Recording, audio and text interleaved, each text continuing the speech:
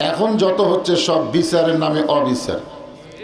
আজকেই দেখলাম যে আওয়ামী লীগের একজন নেতা জেল থেকে বের হয়েছে, বিএনপির একজন এমপি তাকে ফুলের মালা গলা দিয়ে বরণ করে নিচ্ছে। কি দেখতেছি আমরা? তার মানে বোঝা গেল আবার সেই ফ্যাসিস্টকে যে কোনো মাধ্যমে বাংলাদেশে পুনর্বাসন করবে, আবার কোরআন বিজয়ের আন্দোলন যারা করতেছে তাদেরকে আবার কোন ঠাসা করার চেষ্টা করবে। শরীফ ওসমান হাদির আসামিকে গ্রেফতার করা হয়েছে কোথায়? বাংলাদেশে না ভারতে? আপনারা বলেন তো, যে দুই আসামিকে গ্রেফতার করা হয়েছে তারা শরীফ ওসমান হাদিকে গুলি করেছে। গুলি করার কারণে শরীফ ওসমান হাদি দুনিয়া থেকে বিদায় হয়ে গেছে। আল্লাহ তাকে শাহাদতের মর্যাদা দান করুক, সকলে বলে আমিন। কিন্তু আপনারা বলেন তো, হাজার হাজার ছাত্র জনতাকে যার হুকুমে হত্যা করা হয়েছে, সেই ফ্যাসিস্ট হাসিনা এখন কোথায় আছে? তাহলে তাকে গ্রেফতার করা হয় না, তাকে কিন্তু গ্রেফতার করা হয়নি, করা হয়েছে শরীফ ওসমান হাদিকে যারা হত্যা করছে তাদেরকে গ্রেফতার করা হয়েছে। আপনারা বলেন তো, এই গ্রেফতারের ভিতরে একটা নাটক আছে না নাই? সেই নাটকটা হলো, আজকেই ফেসবুকে দেখলাম যে শরীফ ওসমান হাদিকে হত্যা করার পিছনে কারণ হচ্ছে ডাকসুর ভিপি ছাত্র শিবিরের সাদেক কায়েম এবং শরীফ ওসমান হাদি দুনিয়া থেকে বিদায় নেওয়ার পরে যে মেয়েটা সবচাইতে বেশি কান্নাকাটি করছে, এরাই নাকি হত্যার ইন্ধনদাতা। তার মানে বোঝা গেল শরীফ ওসমান হাদির আসামিকে গ্রেফতার করে ভারত একটা বিশাল চাল চালতেছে বাংলাদেশের আলেম ওলামাদেরকে অত্যাচার করার জন্য। জোরে কোন কথা ঠিক কিনা?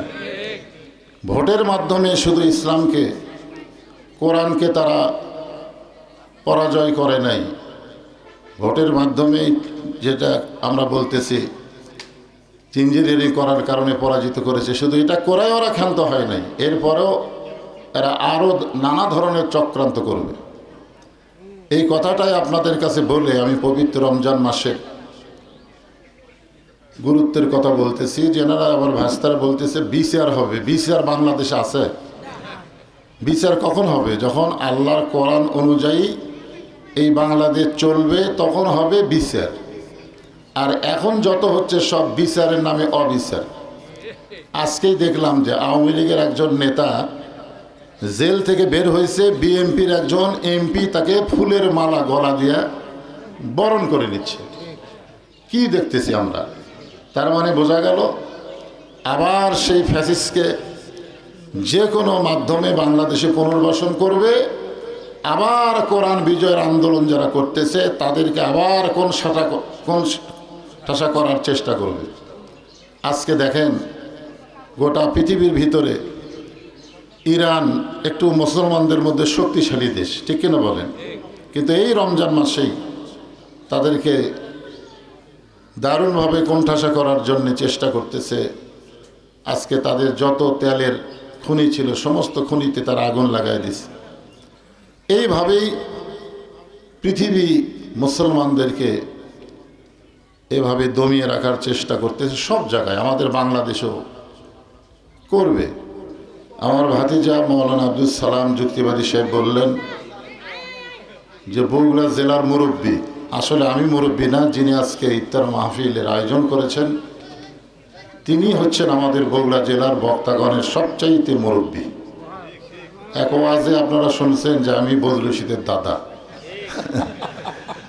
এই হিসাবে আজকেই বগুড়া জেলার সবচাইতে মুরব্বী এবং জননন্দিত বক্তা আলহাজ হজরত মাওলানা রুহুল আমিন যুক্তিবাদী সাহেবের আমন্ত্রণে, তো আমি যেটা আপনাদেরকে বলতে চাচ্ছি সেটা হলো যে আমাদেরকে তো সবাইকে যেতেই হবে, কি বলেন?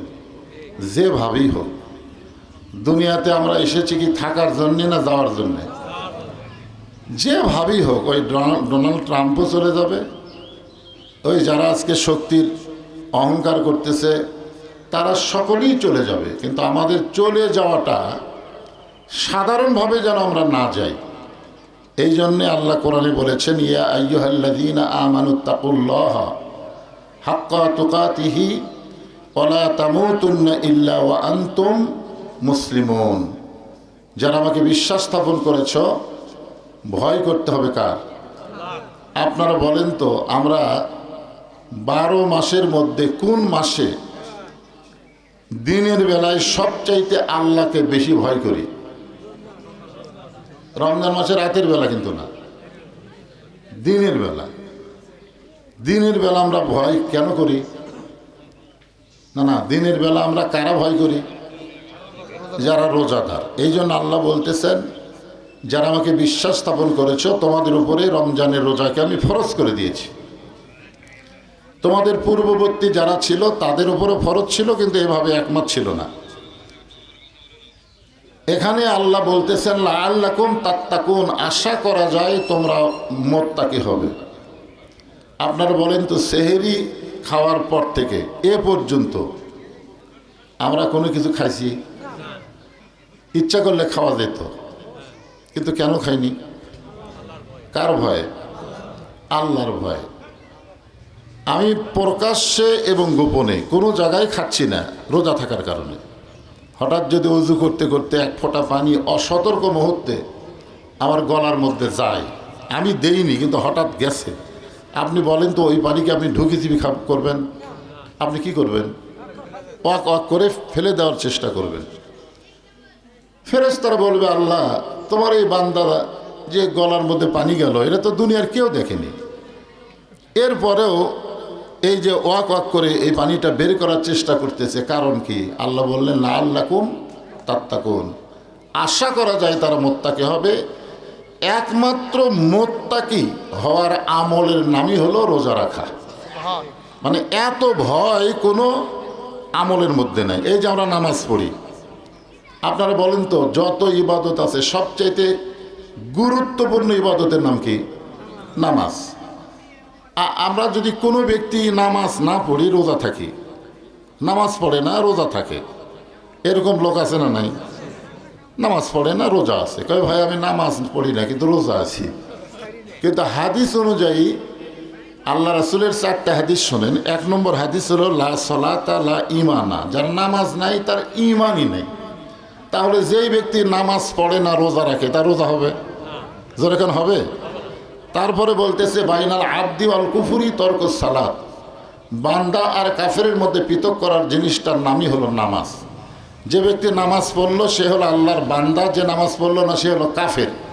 তাহলে আপনারা বলেন তো, যে ব্যক্তি সেহেরি খালো, ফজরের নামাজ পড়লো না, জোহরের নামাজ পড়লো না, আসর হয়তো পড়লো, ইফতারের কারণে মাগরিব হয়তো ধরলো, মাঝখানটি 2 ওয়াক্ত নামাজ বাদ দিল, তার কি রোজা হলো? তো তাহলে এখানে আমাদের রোজাদারের খেয়াল করতে হবে, শুধু আল্লাহর ভয়ে না খেয়ে থাকার নাম রোজা না। নামাজ যদি আমার রোজার মধ্যে না থাকে, একটা রোজাও আল্লাহর দরবারে কবুল হবে